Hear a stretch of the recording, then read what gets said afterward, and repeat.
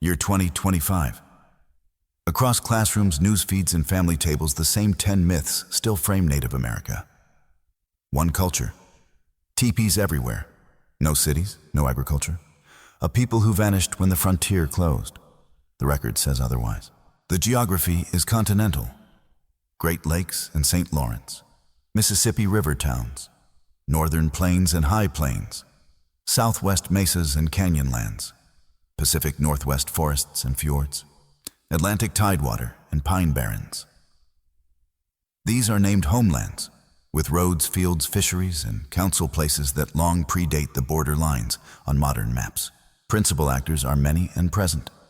Haudenosaunee, also called the Iroquois, Anishinaabe in Lake Country, Lakota Oyate on the northern plains, Numunuu, also called the Comanche in the southern plains, Dine, also called the Navajo in the southwest, Tlingit and Haida on the northwest coast, Powhatan in Seneca-Maca, Pueblos in the Rio Grande and Colorado waters, hundreds more with their own governments, languages, economies, and ceremonial life. They were here before the first European forts.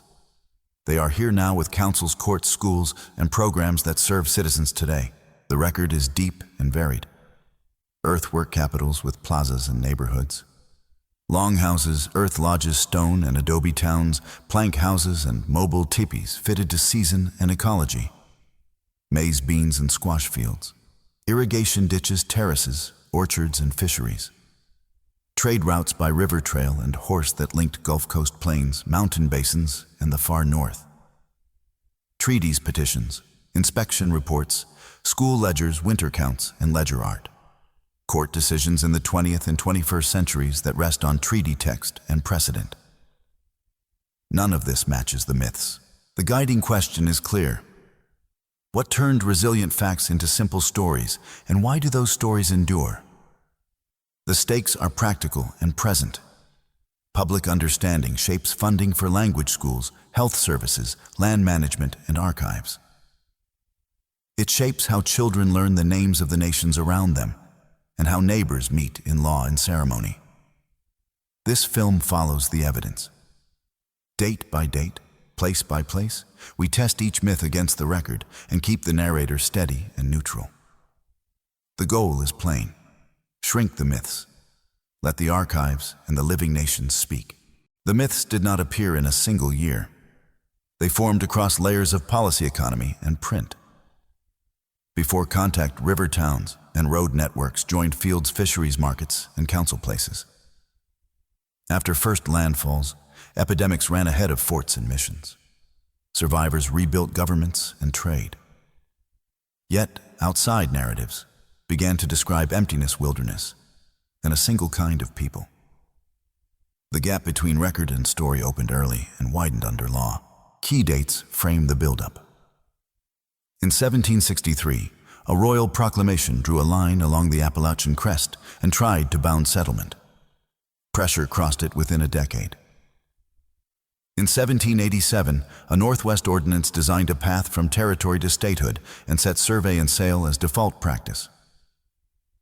In 1790, a Trade and Intercourse Act recognized that treaties would be the legal path for dealings with native nations. On paper, this placed relations within national jurisdiction. On the ground, local officials, merchants, and militia pushed their own agendas. The 19th century hardened the frame. In 1830, an Indian Removal Act authorized exchanges and relocations. Councils split under pressure. Trails west opened as families moved under escort or force.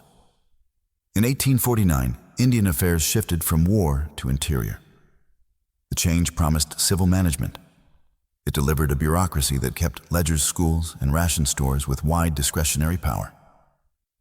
In the Northern Plains, 1851 and 1868 treaties at Fort Laramie named boundaries, roads, and peace terms that the rail era soon challenged. In 1883, the courts of Indian offenses criminalized ceremonies.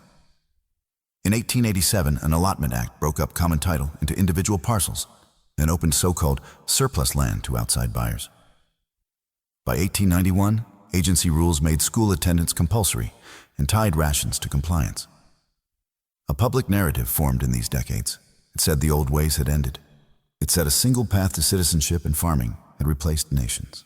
Resource demand drove the pace. Buffalo herds fell under market hunting, and rail enabled transport. Gold and silver rushes drew claims into mountain and river country. Timber and grazing leases ran across treaty lands. Homestead filings multiplied as survey lines advanced. Each move required an explanation that would fit the map and the ledger. The myth of empty land helped. The myth of a single culture helped. The myth of vanishing peoples helped most of all because it made every transfer sound final. Policy cycled through reform and retreat. In 1924, a Citizenship Act extended national citizenship to Native people while leaving jurisdictional tangles in place. In 1934, an Indian Reorganization Act halted allotment and offered new charters for tribal governments. The charters mixed elected councils with older lines of leadership. In 1953, a termination era began through statutes and committee lists that sought to end federal recognition and services for selected nations. Public law, 280 shifted jurisdiction to several states.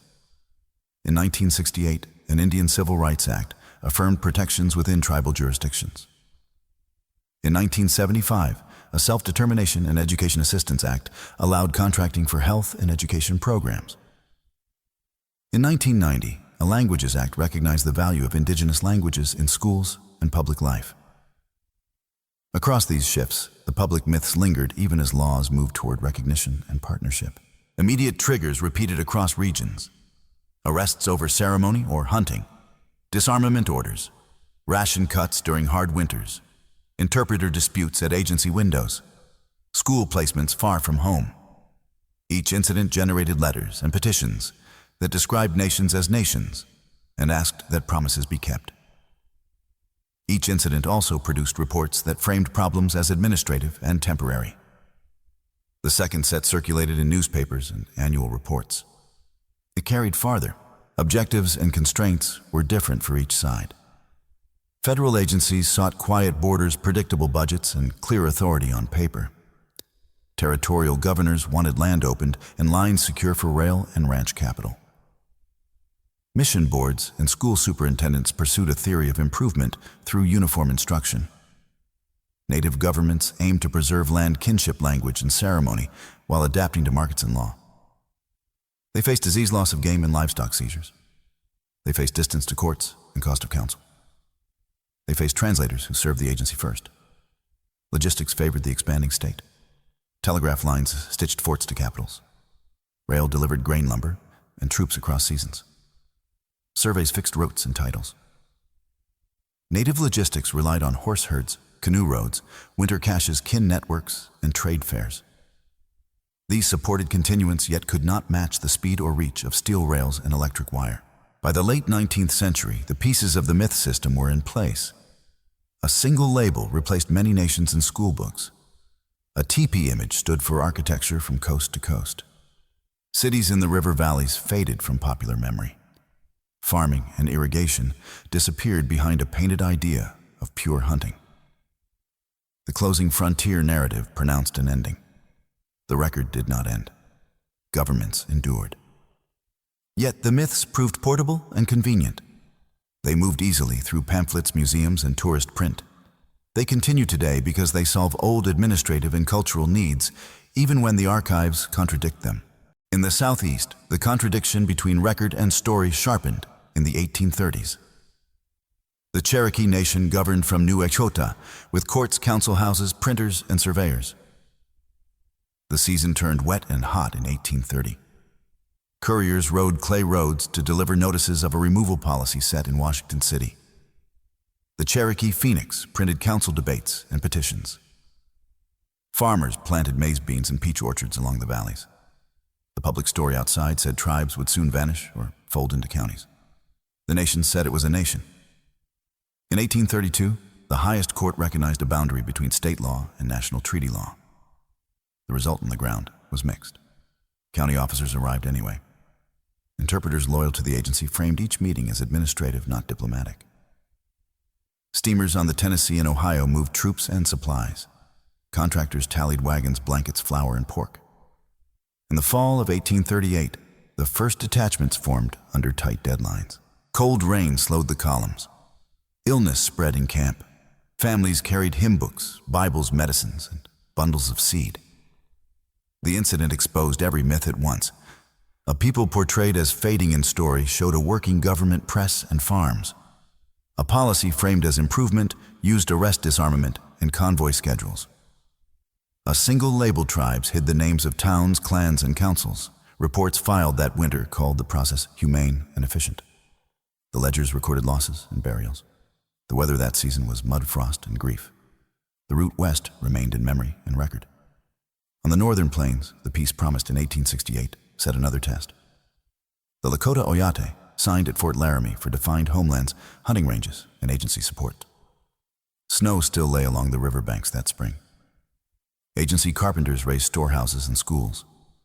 Telegraph wire linked Fort Laramie to district offices. 2 summers later, survey parties and pressmen moved toward the Black Hills. In 1874, an expedition under Army escort reached the hills with wagon trains, axes, saws, and assayers. The report spoke in figures of ounces and tons. The public story turned to rush and destiny. Agency councils named the hills as sacred and reserved by treaty. Delegations traveled east on rail to press the text of the agreement. The speed difference decided the interim. Telegraphs moved in minutes. Councils required days for full voice and travel. Through the winter of 1874 and 1875, small mining camps became towns with street grids and stamp mills. Bison herds fell before market hunting and rail shipment. Families who held to treaty lines now met prospectors who read only newspaper maps. In the spring of 1876, the pressure tipped into war. The incident showed how an empty land myth covered new claims upon named places. It showed how a single culture myth erased the fact that councils and winter counts marked the hills as living ground. It also showed how signals worked. Telegraph pulses flowed east and west. Couriers rode between camps and agencies through rain and hail. Interpreters decided what words reached the wire. The effect was immediate. The treaty frame bent under speed and market weight. Farther west and north, the late 1880s brought another chain of pressure around agency rules, schools, and rations. Pine Ridge and Standing Rock marked the season in ledgers and weather notes. Summer drought cut hay and gardens in 1889. Agency orders tied flour, coffee, and beef to school attendance and farm routines. Newspapers in eastern cities printed a simple tale. Policy was repairing a people who had no settled life. The record on the ground said otherwise. Families combined fields wage work, freight hauling, and seasonal ceremony. The new spiritual movement of dancing and song arrived by courier and hymn and spread along river and rail lines. Translations varied. Some officials heard a threat where practitioners heard renewal. In the fall of 1890, the first frosts hit the draws. Telegraphs carried alerts from forts to the department. Scouts and soldiers rode in sleet and wind. Interpreters stood between languages at every doorway. The schools kept rosters. The agency butcher issued cuts by ticket. The myth of a vanishing people helped explain stricter posts and patrols to distant readers who never saw the council fires. The incident climaxed when a planned disarmament met fear in winter weather. The scene at a frozen creek entered every archive and memory on the plains. The Telegraph framed it as the last fight of a dying race. The families who buried and then gathered at home told another story. They met in council houses. They kept winter counts. They returned to fields in spring. A short voice from that season captures the gap between policy language and lived order, and its presence belongs in the record exactly once here. We have planted cut hay and sent our children to the school as ordered. We keep our ceremonies in season and do not harm the peace. We ask that rations be issued without threat and that our councils be respected, as the treaty says. Petition Standing Rock Agency in 1890. The sentence count is plain. The words carry distance and ice. The return to the narrator is immediate and steady. Across these incidents, the signals and delays were material facts. In the southeast, before wide telegraph use, news traveled by courier, riverboat, and newspaper exchange. A reply could take weeks. In the northern plains by the 1870s, the wire carried orders in hours, while councils still required travel and time for translation. In the agencies, by 1890, the wire fixed the tempo of patrols, while families moved at the pace of weather calves and school terms. Each delay changed outcomes. Each translation shifted meaning. Each ledger set the boundary of what distant officials called success. The immediate effects stacked up. Displacements replaced neighborhoods and orchards with road dust and camp layouts. Seizures of weapons and horses cut into travel trade and ceremony. Skirmishes and raids followed predictable lines around roads, ferries, ridges, and river fords. The press at a distance described savagery or peace depending on the week. The archives filled with petitions and inspection notes that read like a parallel history. The incidents also show continuance. Councils adapted to rail schedules and new census rules.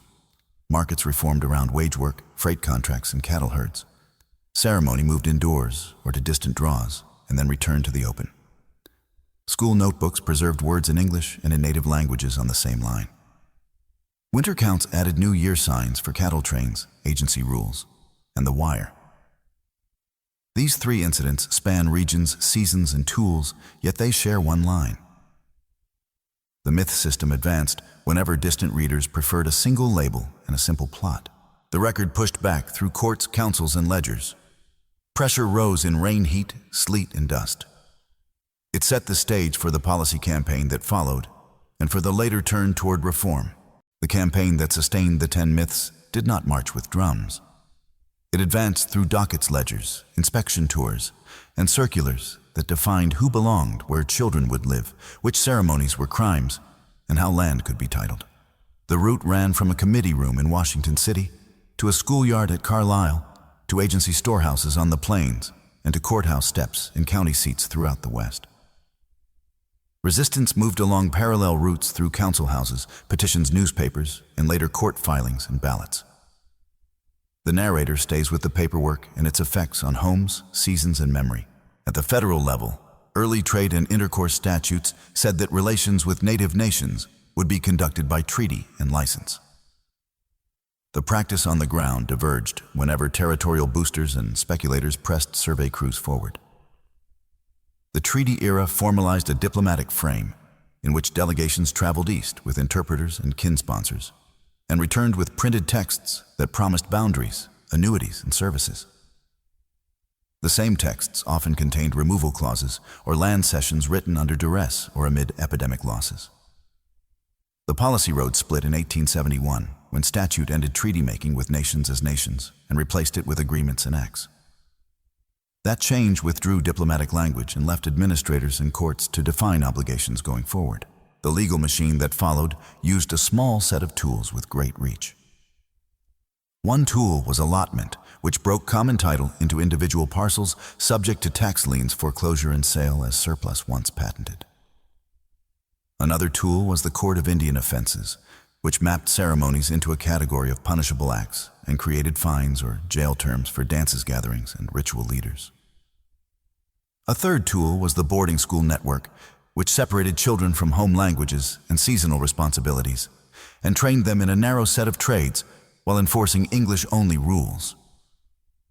A fourth tool was ration-based enforcement, which linked flour, coffee, beef, and sugar to compliance with agency schedules for school attendance, farm routines, and religious services.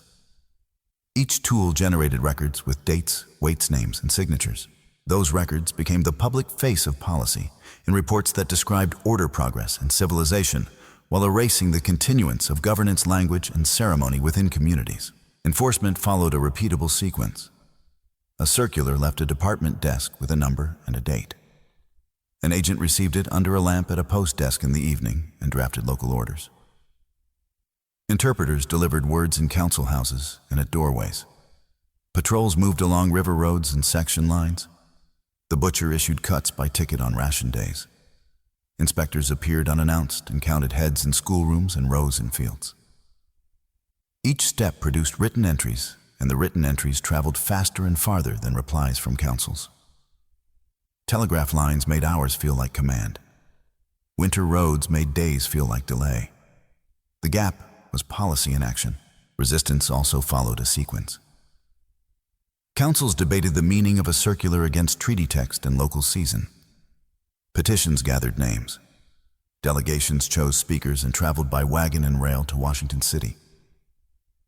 Newspapers in native hands printed reports in English and native languages.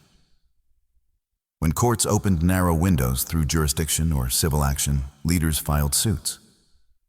When ballots mattered, communities voted for charter governments that could sign compacts and manage programs while keeping council and ceremonial life in parallel. Each form of resistance left its own paper trail and memory. 2 short documents mark the tone of enforcement and the persistence of continuance. All pupils of suitable age will be enrolled for the fall term. Absences without written permission from the agent will result in the suspension of beef flour and coffee for the household until compliance is secured. Agency Order, Pine Ridge Agency, 1892. We note that winter ceremonies continue despite the regulations. Attendance appears orderly. There is no evidence of disorder.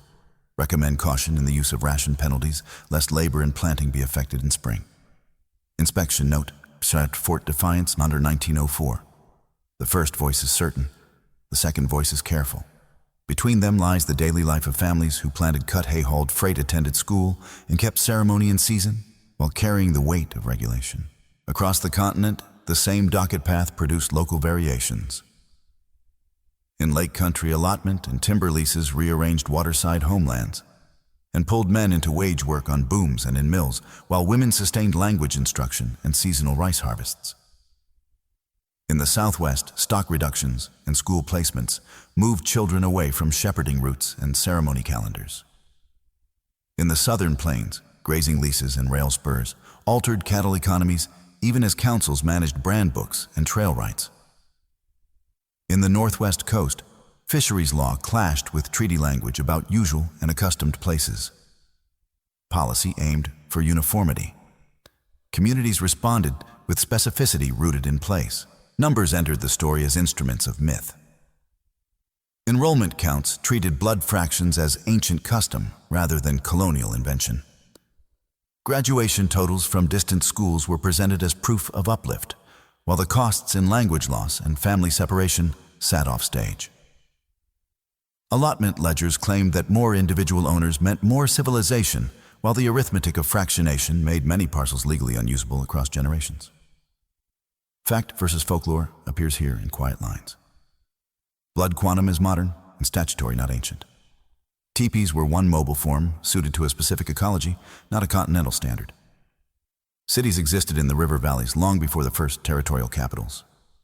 Farming, fisheries, and irrigation formed economies across regions.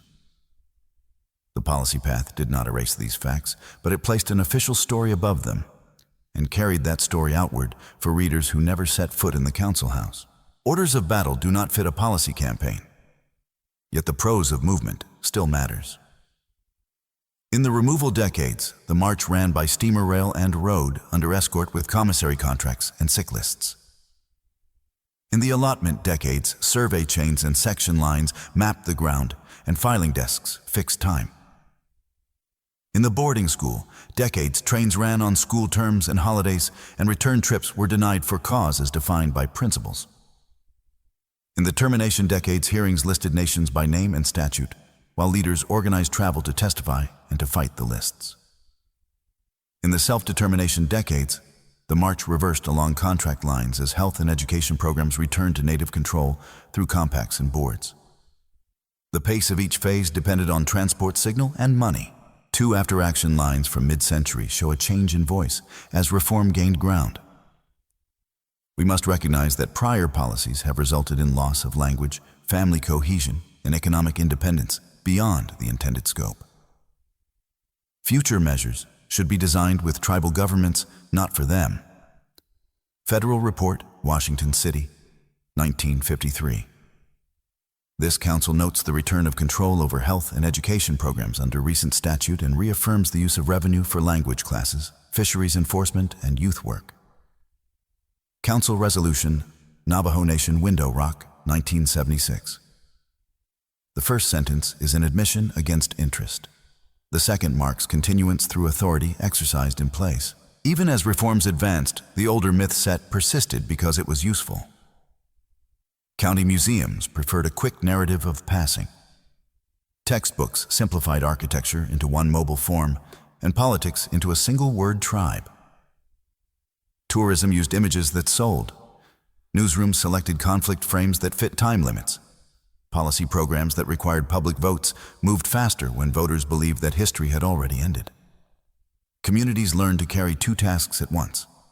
One was to run government schools, courts, and clinics. The other was to explain that they were running them, and had always run them in some form. The narrator flags two tight disputes that often surface when the policy path is discussed. One dispute concerns influence on the early United States.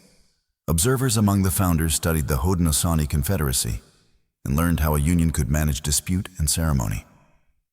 The Republic was not a copy. The contact was real. Another dispute concerns harvest rights under treaty language. Courts in the late 20th century read old words and set enforcement lines at rivers and in forests where usual and accustomed places had names long before county lines. These decisions did not invent rights. They enforced text that had slept in archives while myths worked in public.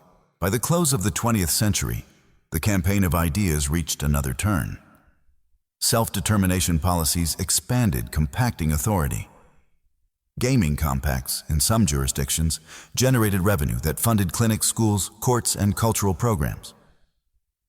Many nations without casinos pursued other paths through resource management, tourism, arts, education, and federal-state compacts.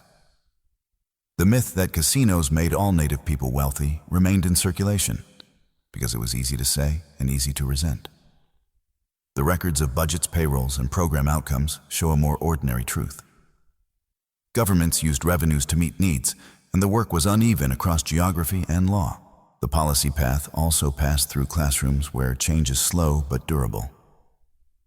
Language immersion revived verbs and stories in homes and media. Curriculum partnerships rewrote district units with local nations at the center. Museum curation moved from display to stewardship with tribal consultation and repatriation under statute. Youth learned to read the same agency ledgers that once controlled their grandparents and to use them as evidence for land claims and program design. The files became tools of continuance rather than instruments of reduction. What remains after walking the docket path is a simple alignment. Myths served administrative convenience and cultural appetite for a single story. Policy made those myths concrete in ledgers and orders. Communities pressed against them with law ceremony and patient governance.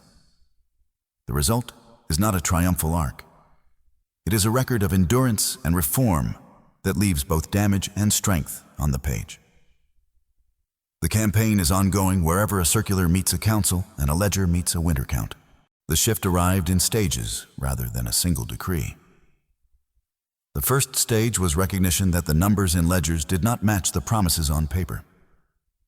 Investigators in the late 1920s found poverty disease and loss of land under allotment. The finding cut through the myth of progress.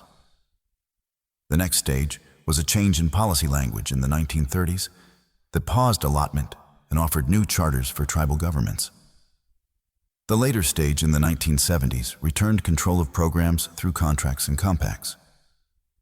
Together, these stages moved the frame from management of wards to recognition of governments. Weather still mattered, and so did distance. Winters on the plains and in the interior west continued to fix the pace of travel. Yet the initiative began to shift as councils learned the routes of hearings and courtrooms. The vote also mattered.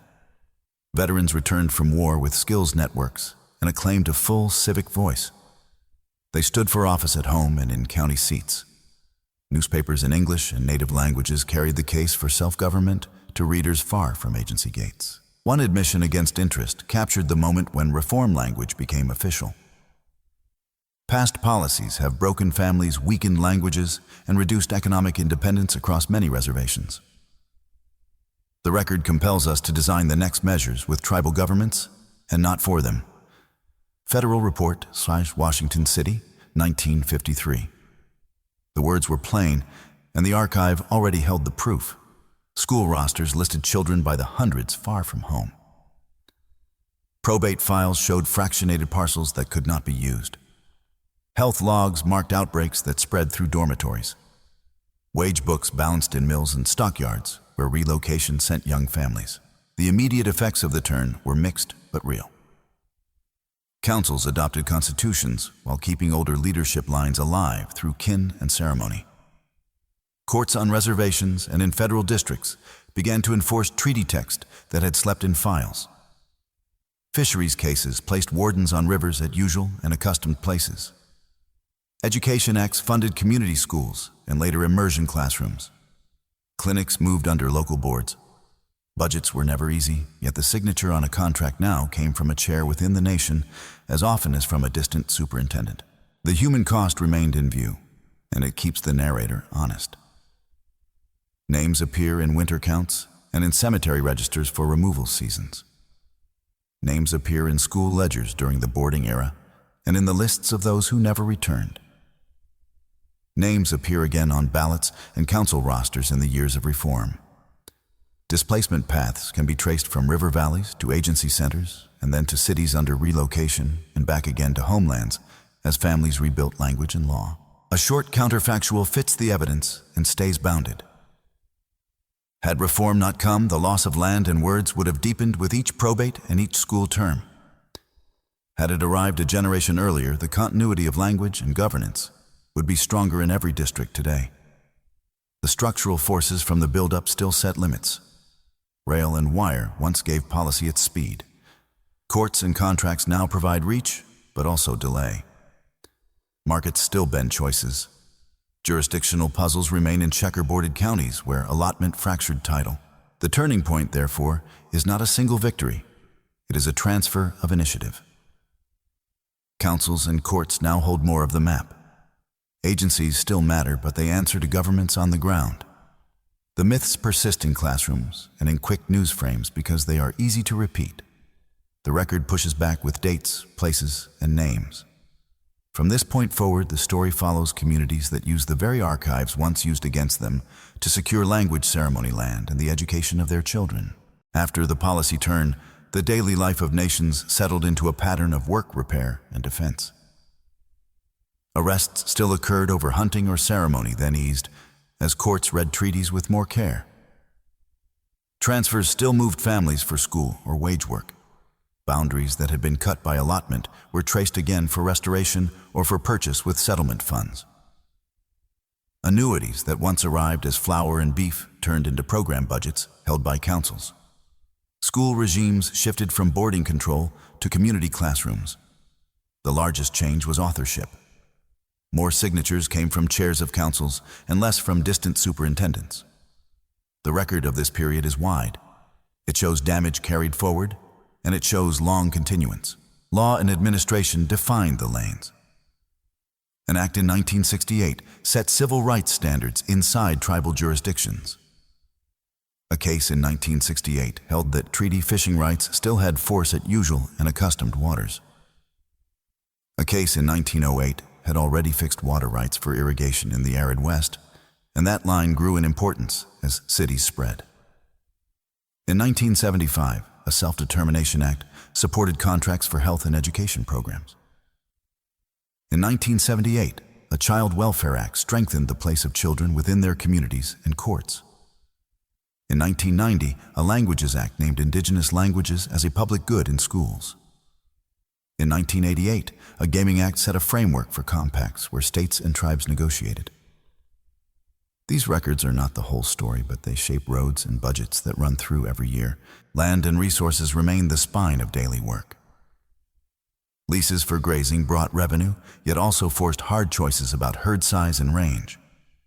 Oil and gas fields offered funds for clinics, schools, and roads, yet risked spills and lost ground. Timber contracts paid wages while councils worked to protect rivers and salmon runs. Rail spurs and highways cut through homelands and required safety plans and access agreements. In water-poor regions, irrigation projects drew on old rights and new pipes. In lake country, rice harvests needed careful rules against boat wakes and shore development. In desert country, sacred springs needed monitoring and law. Continuance meant meetings in council houses and meetings in county seats. It meant maps on tables with elders and engineers together. Demography and health followed a long arc. Populations that had fallen in the early 20th century began to rise. Clinics built under compacts trained nurses and doctors from within the nations. Public health programs tracked diabetes, heart disease, and cancer, and set food and exercise programs around local seasons and foods. Elders held vaccination days and memory days. Youth learned to record oral history with phones and notebooks. Mortality fell. Birth rates stabilized. The work remained uneven because distances were great and budgets thin. Yet, the ledger lines of health turned upward across many districts. Education shifted from removal to return. Community schools taught reading, writing, and math with local history at the center. Boarding schools that remained changed their calendars and rules. Colleges formed under tribal charters. Language immersion grew in preschools and grade schools. Radio stations and media labs carried verbs and stories to houses on far roads. Teachers built curricula around place names and treaty texts. Museums changed from display to stewardship. Repatriation law returned ancestors and sacred items to families and nations. Students learned to read archival ledgers that once controlled their grandparents, and to use them as tools in law classes and land claims. Cultural continuance had survived the hardest decades. Now it stepped forward without apology. Ceremonies came back into the open.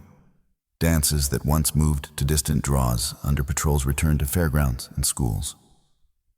Songs that had shifted to church and kitchen were sung under the sun again. Winter counts added new year signs for restoration acts, new schools, and court victories. Ledger art continued in notebooks and on canvas, and now in digital prints. Community events set the year across the continent. Powwows, canoe journeys, rice camps, fish camps, sheep camps, and naming days fixed the rhythm of life. Continuance also meant grief work and truth-telling. Families spoke the names of those lost in removal seasons and boarding eras.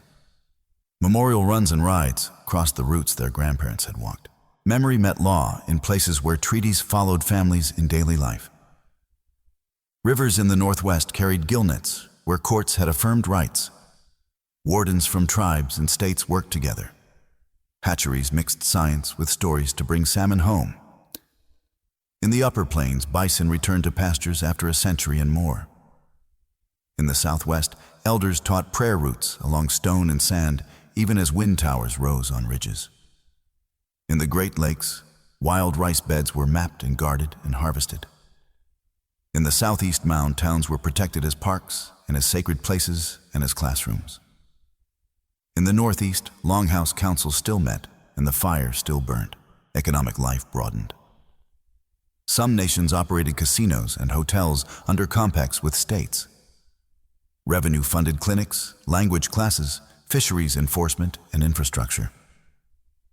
Many nations had no casinos by choice or by geography, and built economies through ranching, forestry, energy crafts, tourism, and federal-state contracts.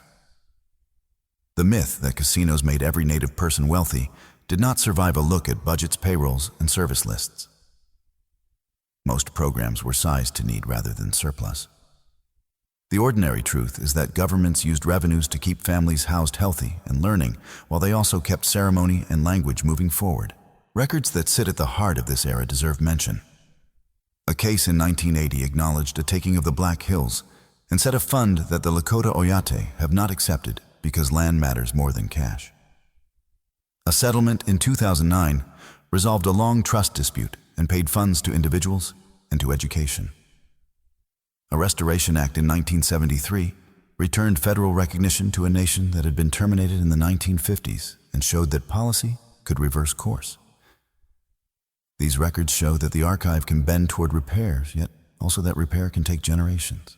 In the present tense, the list of active governments is long.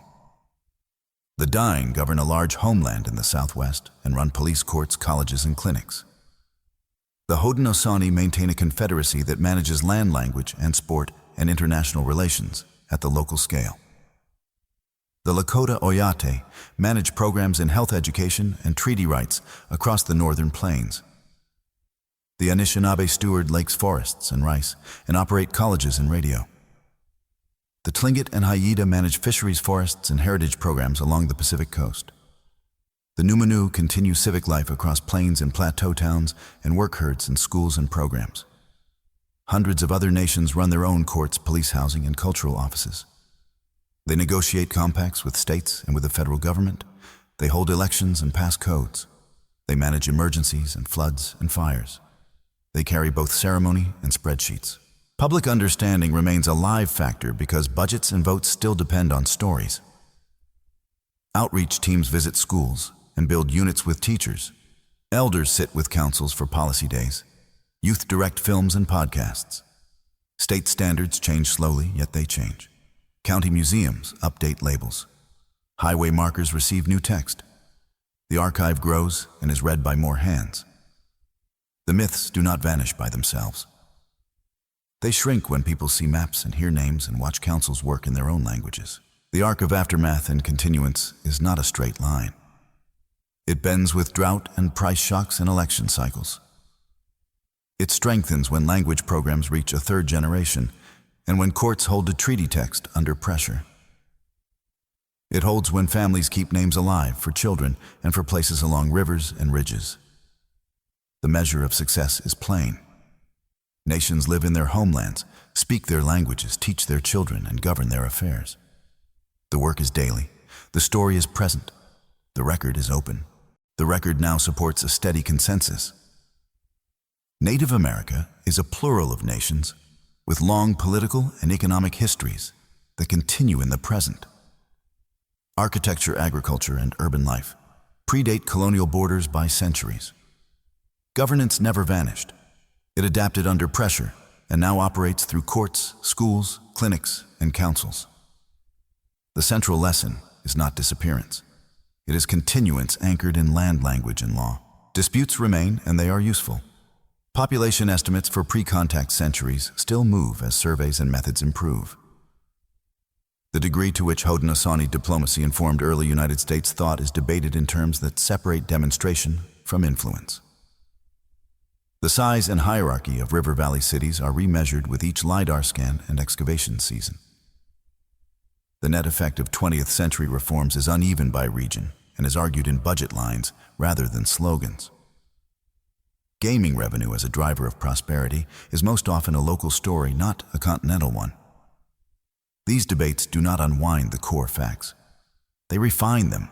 Memory work is now institutional. Museums shift from display to stewardship and return ancestors and sacred items under law. School districts update units with local nation partners. Courts enforce treaty texts that lay dormant for decades. Language immersion carries verbs into homes and media. Winter counts and ledger art continue in new forms. Commemorations mark trails and battles and survivals with care for names and places. The archive grows in two directions at once. Old ledgers are read with fresh eyes.